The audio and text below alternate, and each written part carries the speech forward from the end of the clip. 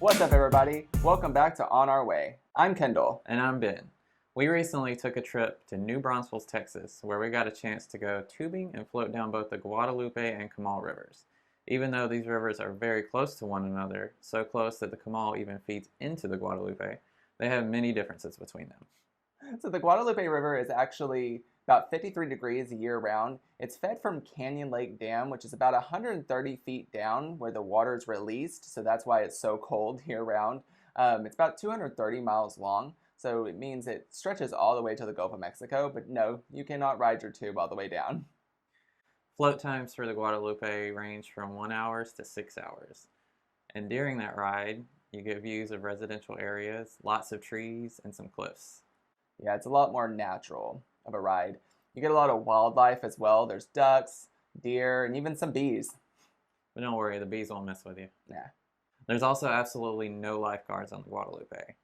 So if you have any children or weak swimmers, make sure they have life vests. And there are rapids, so be careful. So the Comal is actually 100% spring-fed crystal clear water, and it's about 72 degrees year-round. It's only about 2.5 miles long, which means the entire river is inside the city limits of New Braunfels, and the float time is only about 2 hours. During your 2-hour float, you get views of the Schlitterbahn Water Park on the left side, and the rest of the river you get residential areas. Yeah, the water on this river is pretty calm compared to the Guadalupe, and instead of rapids, you actually get 3 man-made chutes. You get 1 main chute, and then 2 more as you float down the river. Unlike the Guadalupe, they do have lifeguards on the Comal. In May, they're weekends only. In June through August, you get them daily, and there are no lifeguards after the first Monday in September, aka Labor Day. And if you're planning on floating down the river, there are rules that you need to follow. Some of the rules for each river are the same, and some are different. Right now, we'll go over some that are the same. There is absolutely no glass allowed whatsoever, no foam or styrofoam, and I can't believe we have to say it, No littering! Also, life jackets are required for children under 8 years old or weak swimmers. The age restrictions can change. There's also no containers that are 5 ounces or less, so no Jello shot containers, those little small ones with the lids, none of that. Also, there is no tubing the river when the flow is at or above 1,000 cubic feet per second. If it is that high, you can only go rafting if you're interested in that. Yeah. When floating in the New Braunfels city limits, that includes the Comal and Lower Guadalupe, there are specific rules to that. There are absolutely no disposable containers whatsoever, aka the can ban. So no cans, no plastics, nothing like that. Nope. Your cooler size must not be bigger than 16 quarts per person, or you will get a ticket. It also must have a locking mechanism, so a zipper, a latch, something to keep your belongings secure. And that's just good sense. You don't want to lose your stuff. No. There's also absolutely no volume drinking devices whatsoever. That means no beer bongs, no funnels, nothing like that. Your music must not be audible from 50 feet away, or you will get a fine. When floating the river, your vessel cannot be over 18 feet long. If it's round, it cannot be more than 5 feet in diameter, and if it's rectangular, it can't be more than 5 feet long. There's also no double tubes allowed. You are only allowed 2 inflatable devices per person. If you're going down the river in a canoe or a kayak, you cannot use the last tube exit on weekends and holidays. Also, there is no alcohol permitted in city parks or city property. So when it comes to the Guadalupe, their rules are pretty loosey-goosey in comparison to the Comal. They do not have a can ban, so you are allowed to bring any kind of disposable containers that you like. Most tube houses will offer free mesh trash bags that actually tie to your float and just hang there as you're going down. If they don't offer that, just throw your trash away inside your cooler and then just empty it when you get off the river. You're allowed to bring coolers of any size, but anything over 50 quarts won't fit in a tube, so it'll be really hard to handle. There's also not a lock required for your cooler, but again, you'll probably want that on there, especially on this river because there's rapids and you will lose everything in your cooler if it's not secure. Volume drinking is allowed, but not recommended. Authorities might stop you. There's absolutely no restriction on music or size of vessel, so you can bring your double tubes if you want. Dogs are also welcome on the river, but make sure you know their limits, because some of the float times are quite long. And if they do pop a tube, you will be paying for it. Yeah. When planning your trip to the river, you want to make sure that you don't forget to pack these certain items. starting with proper footwear. You definitely want to make sure that you're packing some sort of water shoe and not just relying on your flip-flops. You will be stepping on a lot of slippery rocks, and you definitely don't want to fall down, because I did. Make sure you bring a lot of sun protection, hats, sunglasses, and sunblock. Bring extra sunblock. Yes. And reapply as you go. Reapply it.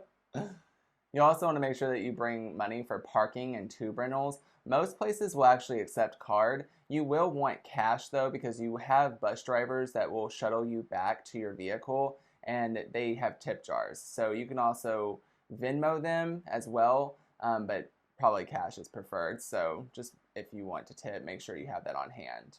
Leave your valuables in your car and make sure they're hidden. If you do need to take them with you, make sure you have a waterproof floatable container.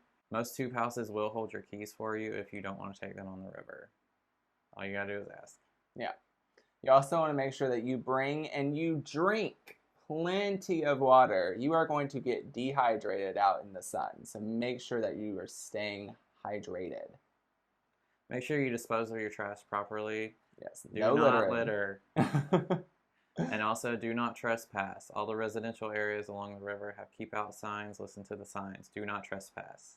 You also want to make sure that you keep an eye on your weather. Just make sure that you're not about to float in a thunderstorm or some heavy rains. We actually floated down the Guadalupe twice this year. The first time we used Rockin R, which is about $25 per person. It's $20 if you want to bring your own tube and use their shuttle. And then if you just want to get it in at their entrance, it's $10. There's also about a $10 to $15 charge for parking. They're supposed to reimburse you. We never got that reimbursement. For the second float down the Guadalupe, we used Tube Haus.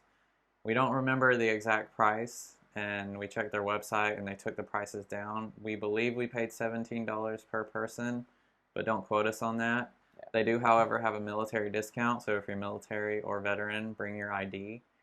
If you want a $2 coupon, you can go on their website and they have one that you can print off and take with you. They also give free mesh trash bags, so you don't have to worry about bringing your own trash bag or throwing your trash in your cooler. And we went there in the off season, so there was plenty of parking and it was free. Yeah. When we floated the Comal, we used Texas tubes, which was about $25 per person, and then it was a $10 charge if you wanted to refloat. And again, this was on off season, so we didn't have to pay for parking. Although parking was quite limited from what we saw. Yeah. So we got the chance to go to the river twice this year. The first was a day trip in July. We live about 5 hours away, so we just drove down. That was for our friend's birthday. We were actually going to be eating at a restaurant in New Braunfels, right in that green location. So we picked a float house that was pretty much where we needed to be when we got off the river. We picked Rockin R. Rockin R was a complete mess. Absolute mess when we got there. It's on season, so you're pretty much expecting it to be busy, but not unorganized and not at those prices. So when we got there, we got into a line, we bought our tubes, and then we were kind of escorted over to like a pavilion area where we could wait to get on our shuttle to ride up to our entry point to get on the Guadalupe. And this is where things really went left with Rockin R, because nobody knew, there wasn't a list basically. So nobody knew when they were getting on a shuttle to go up, and they weren't calling anybody, and there was no PA system. So they're basically just like going around to like little small groups and was like, hey, are you such and such? No, okay. Hey, are you such and such? And it's just like... And there's a lot of people. Most of them are drunk, so everybody is very loud. Yes. So just nobody knew what was going on at all. So then it became kind of a free-for-all for people to just to jump in the next shuttle that came by. And we ended up just jumping in a shuttle after waiting an entire hour. We probably skipped some people who were there before us. But again, we had no idea what was going on. And so we got hot and tired of waiting. So we jumped on the next bus that we can get on. And there was absolutely no tubes with us. Some of the buses actually carry like a trailer behind them that have the tubes on them, but we didn't have that. So we didn't know if we were going to have tubes when we actually got to our entry point on the Guadalupe. Once we did get to the entry point, there was a bus that pulled up with trailer and tubes on it. It was probably about 5 minutes after we got there. And then, yeah, it was a free-for-all. Yes. Everybody just rushed the trailer. Yes. Luckily, one of the people in our party rushed the trailer as well and made sure that we got our tubes with the bottoms that we paid for. Yes. So getting into the river was, again, it's on season, so it's a little chaotic. So we were all just trying to get our tubes in and get everything settled, and so the tubes didn't, rush down the way while we were trying to get everything in the tubes and get ourselves in the tubes. And we were bungeeing about 5 of them all together. Once in the river, it was pretty nice. Again, there was a lot of people, but still, I'm used to going when it's on season, so that party atmosphere is what you really can expect when you go on the Guadalupe. And again, since those rules are more relaxed than the Comal is, you can expect it to be a little wild. Everybody's very friendly though, so you don't have to worry about any of that. Of course, because they're all drinking.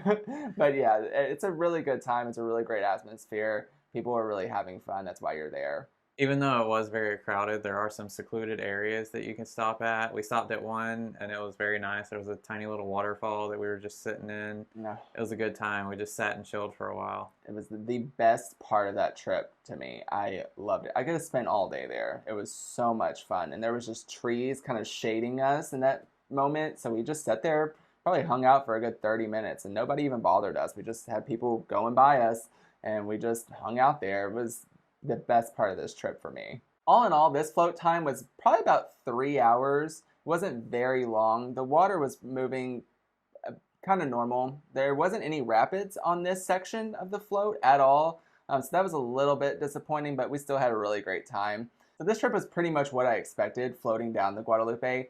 Ben had never been before. It was my probably 6th, 7th time. So I was really excited to kind of show him where I've been before and see if he actually liked it as much as I did. I had a great time. Once we got off the river, things ran pretty smoothly with Rockin R. We just hopped on one of their shuttles, got back to our vehicle with no problems, and headed home. So overall, that trip to the Guadalupe went really well, with the exception of Rockin R. So that actually inspired us to take a second trip to the river. So that time, I wanted to float the Comal because I've never floated the Comal. For some reason, I thought that was part of the Guadalupe, but after seeing pictures and my friends going down it and telling me the differences, I was like, wow, that is an entirely different river. So I had to see it for myself. So when we made plans to go back, we actually booked a room to stay in for one night so we can actually go down one river the first day and then maybe go down a second part or another part of the Guadalupe the second day. When we actually got there that morning to float down the Comal, we realized that Land of Falls was closed. And it's because we went in September, which was off season, which some tube houses were open and some tube houses were not. When we got there, there was actually a parade in town, so we weren't actually able to navigate the roads to actually get to any of the tube houses on the Comal. So instead, we went to Tube House for the Guadalupe and did the horseshoe that day, and then decided to do the Comal the next day. So Tube House was pretty awesome. So we didn't have any negative experience there whatsoever. It was pretty cut and dry. We parked the vehicle, went right up to the window, paid for our tubes, they gave them to us, and then there, it's just right next to the entry point on the horseshoe. So you just walk straight over to the river, go down some stairs, and just get right in right there. That was pretty nice instead of having to take a shuttle. Again, this is off season, so it's not as hot as it was in July. It's now September, and the area that you get in there is all shaded. And so we went to get into the water, and it's 54 degrees. So it was so cold. That was definitely woke you up. But once you got in and got floating, it was fine. The river was moving very slow at first, but once we got into the sun, we warmed up and everything was great. Yeah. And there was lots of ducks that floated by us that day. That was really cool. That was different. We didn't have that the first time we went on the Guadalupe that year. We had a lot of ducks coming up to us. There was a lot of honeybees for some reason, just flying all around us. They didn't bother us at all. So that was great, but definitely a lot of bees. There was nobody really on the river that day. So we pretty much had a lot of it to ourselves. So this year the river is running pretty low. There's not a lot of water, so the rapids are pretty much not even in use at this point. There's a lot of dry areas, so there's areas where you have to get out of your tube and actually walk across the rocks to get to another area so you can keep floating down. That was a little disappointing because I really wanted some rapids, since we didn't get them the first time we went down the Guadalupe, but it was what it was. We still had a really nice day. It was very peaceful and relaxing since it was off season and there was nobody there. And since the river is low and you have to walk over those areas, this is definitely a time when you need proper footwear. I wore Nike slides, and believe me, I was sliding. I fell right down on my ankle and took me a while to get up because the water was rushing over me and the rocks were slippery and it was an absolute mess. But I finally got back up and got on my tube. So exiting river went pretty smooth. All you had to do was just exit, go right to the area where they told you to go to grab the shuttle to go back to the tube house. You can actually walk. It's really not that far. Actually, you could just probably walk faster than you're actually standing there waiting for the shuttle, but it's only about a 5-minute shuttle ride. Yeah, we didn't realize how close it was, but we just went ahead. Our bus driver was really cool, so it was a fun time. Yeah. Yeah. After we left the Guadalupe River, we went immediately to check in to our room. We stayed at the Schlitterstein Lofts, which is a Schlitterbahn water park and resort owned condo. We actually have a video for that, so make sure to check that out after this one. Once we checked in, we got ready for dinner, and we actually had a really great Mexican food restaurant that night. It's called Cantina del Rio. Again, we're first-time content creators, so you really have to bear with us here. This trip was actually kind of a test run for us to kind of get our footing. So once we got to the restaurant, it had been a long day. We had been in the car for 5 hours, and then we floated down the river for about 3 hours, and then it took probably another hour and a half, 2 hours to check into our condo and then get ready. So we were beat once we got to the restaurant. I didn't even want a margarita at that point. I just wanted some food and to go to bed. That's when you know I'm tired. So there's absolutely no video footage over this restaurant, but I can tell you, it was delicious for what it was. But there was a couple of things that they needed to fix. Apparently they have really good margaritas. I don't know where they were, but they weren't there because I obviously didn't order a margarita. My friend couldn't finish his, and I was like, well, I gotta try these because, you know, I have to review it for you guys. It was syrup. It was just sugar, syrup. This is where the bees were coming from, I guess. I don't know, but this was not the best margarita anywhere. So that was not good. The queso was so good that by the time I got a chance to take an actual picture of it, it was pretty much gone. That was probably the best thing that we had. That and the salsa was so good.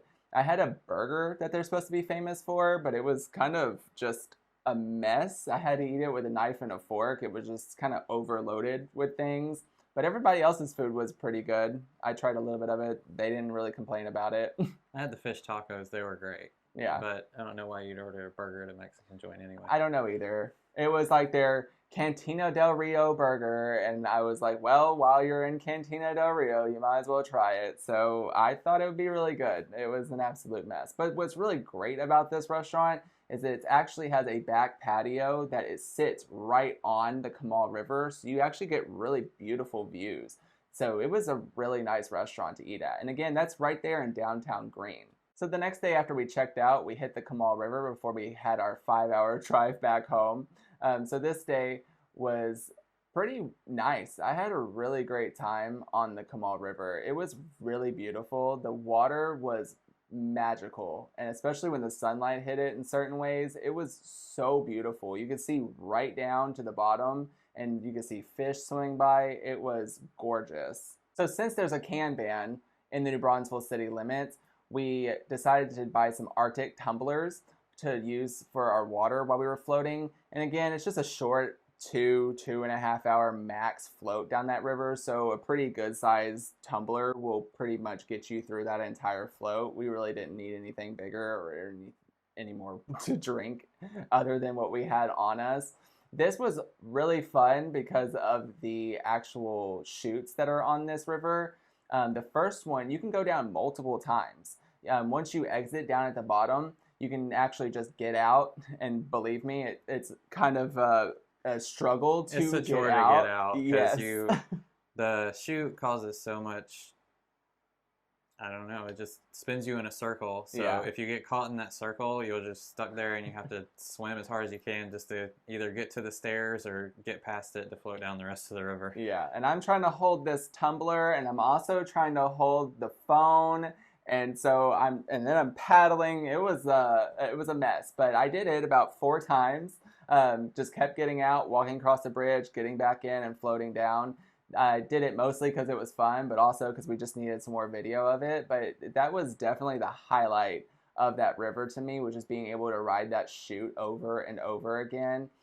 There's also a couple more chutes as you go down. They're not as big as that one is at all. Those are more kind of like rock formations in a way that just kind of slope you down part of the river. That was easy for me, but not for Ben, because I think that was the second one. It was the second one. There's a huge rock, and it's supposed to guide you around, and it's only, I don't know, like 2 yards long, but it's a huge rock that's supposed to guide you around. My tube went straight over the rock and knocked my tailbone right on that rock. It was not fun whatsoever. Yeah, and the Comal River does not offer tubes with bottoms on them, so this is definitely a time where you'd want a bottom on your tube because that would not have happened to him. So that was probably the least fun part for Ben on that trip, was hitting that rock. But all in all, those chutes were fun to me. I had a really good time on those. I would have preferred rapids, but again, it's just the Comal. To me, the Comal is more family friendly too, especially with the tighter restrictions. There's just not the loud music. There's not really that party atmosphere that people are having. It's more kind of quiet and calm in a way. So it was very relaxing, and we really had a good time on that river. But you don't get the nature views whatsoever. No, it's just a lot of houses back to back, and then just a lot of staring at this Schlitterbahn water park, which it was off season, so it wasn't running. So it was like kind of just traveling next to an abandoned water park the entire time. So when exiting the Comal River, you probably won't have an issue like I did, but just kind of beware.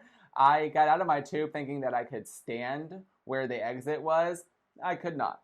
And again, I have my Arctic tumbler in one hand and my phone recording in the other hand. And I get out of my tube, I waddle out of it. And when I go to step down, there was nothing down there. So I just went bloop, straight down into the water. And thankfully, Ben and some other woman saw me fall straight to the bottom of the river. And when I came back up, they were there ready to help me get my phone and get my tumbler so I could crawl my way out and make sure I grabbed my tube as well.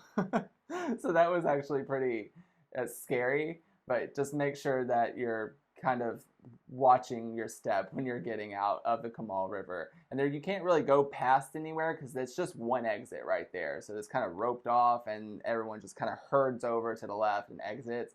After that point, you just kind of go and find where your tube house shuttle is and just wait for the shuttle to come by, and then it just takes you right back to your vehicle. And again, with Tube House, if you want to refloat, you can. It's a $10 fee. We didn't have time to because we had a 5-hour drive ahead of us that we were dreading. So we just decided to turn our tubes in and just head back home. One thing to note when you're going to these float houses, the bathrooms are rough. They are very rough. It's like the worst rest stop you can think of and a gas station bathroom mixed together. It's pretty unmaintained or underwhelming. Rockin R at least had a shower. I guess that was probably the highlight and probably the reason why we didn't get reimbursed on parking. But most of them don't have showers to shower off at the end. They just have little changing stations. So just kind of beware of that when you're planning your trip as well. So out of all three of those experiences, I personally preferred the first float that we went down on the Guadalupe.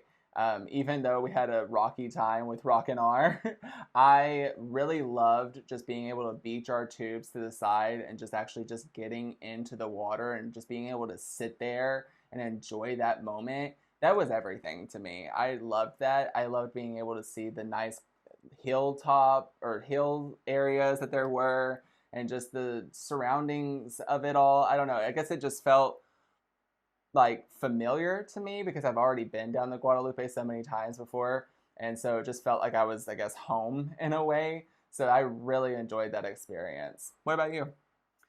My favorite was the Guadalupe. I did like the Comal. It was nice. It was beautiful water. But I did not like being basically in the town the entire time. Yeah, it Like, just I'm feels like a water park ride the I'm entire floating down a time. river. I want to float down a river. I want to see some nature. Yeah. So I love the Guadalupe. The Guadalupe was a lot of fun. Both times we did it. The second time was great. It was a little chilly, like we said to begin with, Yes. but other than that, it was an amazing time. And I would definitely do Guadalupe over and over again.